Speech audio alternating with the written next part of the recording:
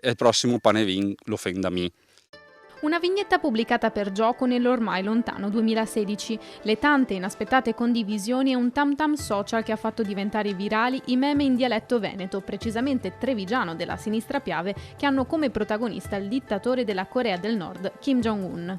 Perché non fare una pagina, tanto era gratis, e l'ho fatta pensando durasse una settimana, pensando fosse solo per gli amici, invece poi è iniziato a diventare virale. E così Andrea D'Adalto ha accorciato le distanze dalla Corea a Cappella Maggiore, rinominata Capea del Nord, nome delle pagine social che contano circa 120.000 follower con cui l'autore si sta facendo conoscere non solo in Veneto ma anche in tutta Italia. Principalmente chiaramente Veneto, però vedo che ci sono anche delle persone dal resto d'Italia che magari intervengono, chiedono la traduzione magari di alcune frasi, di alcune parole più complicate, anche se le richieste di traduzione a volte arrivano anche direttamente dai veneti stessi.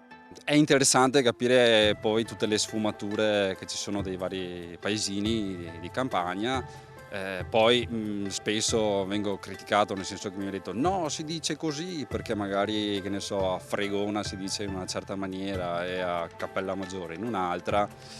Ognuno è convinto che il proprio modo di dire sia quello corretto.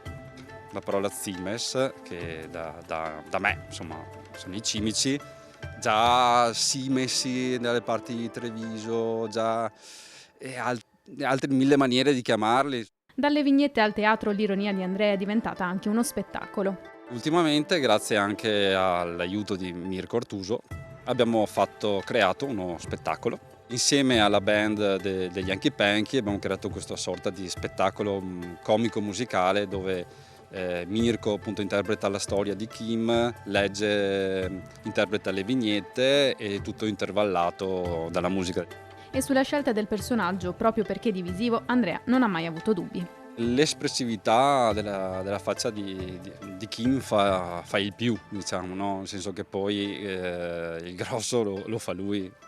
Calza a pennello, no, cioè questa faccia un po' da bonaccione, da veneto, da osteria.